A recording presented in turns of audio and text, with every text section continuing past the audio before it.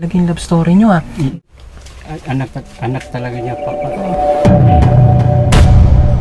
Kasi kaya ano po, kaya po parang hindi siya, parang nahirapan siya sa aming relasyon na parang nahirapan siya pumayag kasi kapatid kami. Kapatid kayo? So ibig sabihin kayo ay magkapatid na nag-asawa?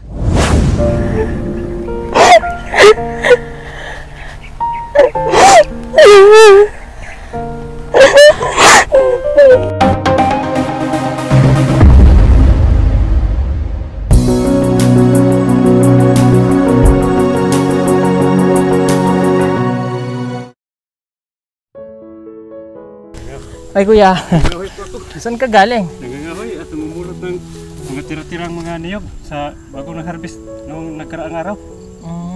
Okay. Anong gagawin mo din sa ano na to? Ano po, pang gatong po. Para gatong? para pang saing. Okay, o tara, punta tayo sa inyo. Okay.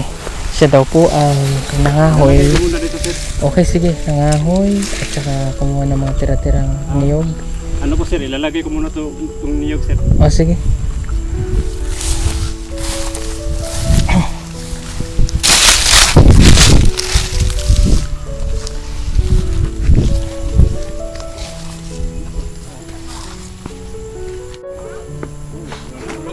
Okay.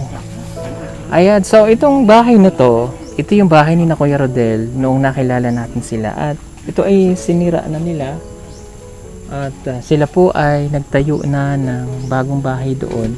Pero yung pong ginawa nilang bahay, mamaya ipakikita namin sa inyo, ito ay parang parang temporary lang din kumpara din na sila ay naulanan at saka sira-sira na rin. So yung ginawa nila doon ay kahit paano ay may matutuluyan sila para kung mapaayos na yung bahay nila at makausap yung may-ari ng lupa, pwede na po nilang ipagawa mismo yung kubo na gusto po nila. Ngayon, dito po sila ngayon nagbahay. Okay. Ito na po ngayon yung bahay nila. Kuya, bakit iniwan nyo na yon? So naggawa kayo ng mas maayos-ayos dito? Kasi muntik na yung natumba yung dati sir. Muntik nang matumba. Opo sir, parang mapanganib na sa bata, hindi na safety. Hindi na safety. Okay, ito ay trapal din po ito na, pero mas maayos naman na ano, pero yung kahoy na ginamit nyo dito, hindi rin ito tatagalan, no? O parang ano po, mga sobrang 1 taon lang po ang tibay nito. Oo, kasi ano lang to mga kahoy lang dito na ano, ito parang ipil-ipil. Ipil-ipil at mahogani. Mahogani. Okay. So ito yung temporary house lang din nila na ginawa. Pwede pa akong pumasok? Pwede po sir, pero makalat sa loob sir. Hindi, okay lang. Hindi nakapag-ayos. Okay lang. Hindi naman, ay ganyan talaga yung bahay nila. Wala tayong magawa kasi sanay na sila sa ganito. Ay ate. Pwede akong pasok dyan? Oo. Yeah. Maliit dito eh. Okay lang, at least mayroon na silang mas maayos-ayos na bahay. Opo. Okay. Madilim. Madilim dito eh. Oo, okay. Ito ay mas okay naman na nandinis sila at kumpara doon sa nandoon. Pero mahirap lang kung nandoon pa kayo at may bata pang maliit. Opo eh. Pero lalabas na lang din muna ako, mainit pala. Mainit sir. Mainit pa. Dito, sir. Paggabi, okay, malamig. Oo. Kahit paano. Oo. Okay, sige, lalabas muna ako. Sinsya na po sa pinto sir, rampal pa rin. Okay lang yan. Doon na lang nga tayo. Sige, okay na doon, halika. Ito naman yung bahay ng kapatid niya, sila Evelyn, saka si Nanay Delia. Okay, dito na lang tayo para hindi ka anong mainit doon. Dito tayo magkwentuhan. Sige kuya, upo ka dito. Upo ka. Okay lang. Ayan. Okay. Naulan ba? Medyo kunti lang po. Okay. Itanggalin mo na lang para at least kahit paano makita. Ang daming langka dito sa kanila, oh. Makita mo lang.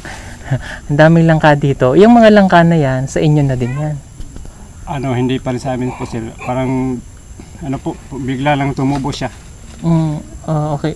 Ibig sabihin ko, yung may-ari ba nitong lupa? Hindi po. Tumubo na siya. Hindi na pupunta dito? Hindi po. Di kayo na nga ang may ano niyan. Opo. Parang ganyan na po. Oo, ang dami, nakakatuwa. Okay.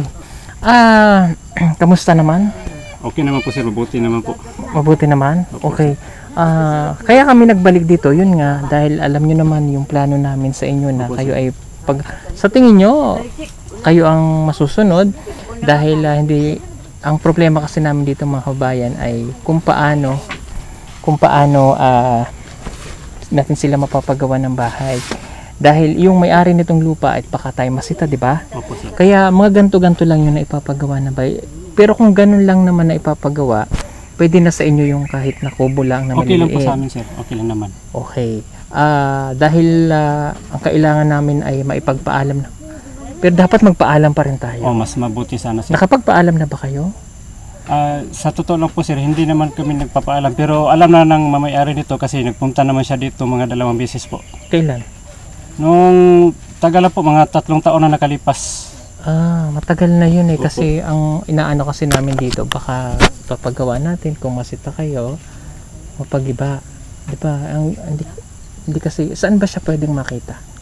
Na balita ko po sir, parang may bahay siya sa Mintal. Diyan sa Mintal. Iwan ko lang kung nandyan pa ba siya ngayon. Ayun. Kaya pagpasensya ng mga kababayan kung bakit hindi namin talaga maano paano. Pero naipangako naman namin, natutulungan namin sila kahit maayos-ayos na bahay para po sa kanila. At sa katunayan, ito, may magagamit naman tayong kahit paanong fund na nalikom po mula po sa mga kababayan po natin na nagbigay po ng tulong para kay Kuya Rodel. Yun kasi, mayroon na tayong 35,000. Almost 35,000 na po ito. Galing po ito kay Tita Mary Dakpano, nagbigay po ng 500. From Bermuda, 10,000. Sa anonymous natin, 6,057.90. Diners, 1,005.13. Anonymous ng Singapore, 3,068.19. Okay. Ellen from Tukwila, Washington, 1,000. Grace Isada, 5,000. Emma Nacion Prasad, 1,000. Maribel Mabista Hansen, nagbigay siya ng 5,000 pesos. So, mayroon na tayong kahit paanong fund na magagamit sa pagpapagawa ng kahit na maliit na kubo para po sa inyo. Yun lang ang inaantay namin, na kailangan natin mas secure na kapag nagpagawa tayo dito ng bahay ay hindi kayo masisita. Tama na rin natin yung kay Nanay Delia, mayroon na kasi silang 10,000 pesos na budget din na fund na nag-donate sa kanila, at nagbigay din sa kanila si Jergens Villamor ng 2,000. Kasi baka yun ang kinakatakot namin dito eh. Baka masita tayo o pag nagsimula tayo ng gano'n na pagpapagawa. Sa tingin nyo ba hindi naman magagalit? Hindi naman po sir, inuunawaan naman. Naunawaan kayo? Naunawaan. Kasi kumpara dun sa ginawa nyo na yan, hindi na rin yun okay para sa inyo. Kasi hindi tatagal yan. Diba? Opo sir. Kung mag-okay sana at makakausap namin, tutuloy natin kaagad. Opo Ha? sir. Yun lang naman yung ano namin. Okay, kamusta naman ngayon kuya? Okay na sir. Okay kayo? Mabuti naman. Mabuti? Si Kuya Rodel ay medyo mahihain. Patuloy lang ang buhay ha. Okay sir. Huwag kang susuihin to. Ano man yung nangyari, ano man yung nangyari sa inyo, tuloy lang ang buhay. Opo Ha? sir. Okay, at kung may hanap buhay ka na, okay na yun. Kahit paano nakakatulong sa pamilya. Opo sir. Magpursige lang kayo na mapag-aral ang anak ha. Opo sir. Okay, ako ay hindi nyo ako palaging makikita at hindi nyo ako palaging naririto dahil marami rin akong tinutulong iba pang mga kabayan natin. So, yun lang ipupursige ko na kahit paano magawa yung bahay nyo ha. Opo sir. Okay. Kung hindi man kami, nandiyan naman si Kuya Eli. O kung ano man yung maitutulong talaga namin. Kasi, yun nga nakadepende po kami ngayon sa may-ari ng lupa. Okay? Kaya ako po nasabi yan dahil mahirap talaga sa part namin na kung kayo ay mapaalis dito. Opo sir. At pagpasensya nyo na rin dahil hindi ko po kaya pa na bumili ng lupa dito sa Mindanao na maaari nating paglagyan nila. medyo maliit pa lang po yung aking kakayanan.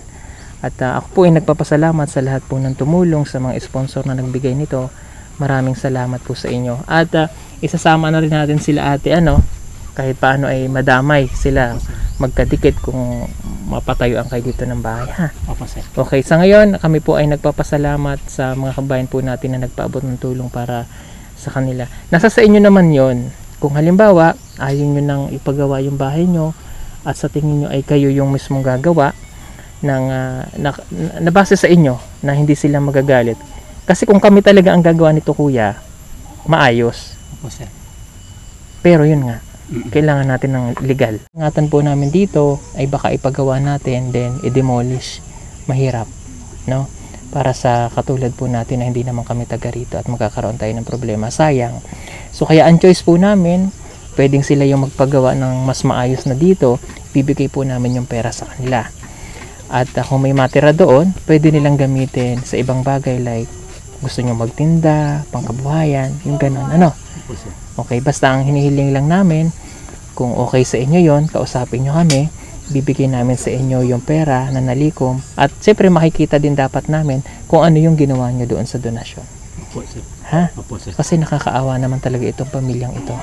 Kaya lang sa part din namin na hindi pa po namin kaya makapagbigay ng lupa para sa kanila dahil pasensya na kayo, maliit lang yung kakayanan ni Pugong Biyahero para mabigyan po sila ng lupa. No, at kami ay dayo lang dito sa Davao, pero yun nga, huwag kang mag-alala kuya at ibibigay naman namin sa inyo yung donasyon na para sa inyo, ha? Opo, sir. Okay, at sabi ko nga doon sa video ko noon na magbibigay pa rin ako ng tulong para kay na Kuya Rodel. Alam kong kumikita po kami sa YouTube at yung ilang parte na maibibigay namin at saka sa Facebook ay ibibigay po namin sa inyo, ha? Opo, sir. Okay. Ako po ulit ay nagpapasalamat sa lahat ng ating sponsor. Maraming pong salamat sa inyo. At sa buong PB team na nandito, syempre nandito si Kuya Eli Anoy na ating piloto at sa lahat ng PB team na sa Luzon, Visayas at saka sa Mindanao. Marami pong salamat sa inyong lahat.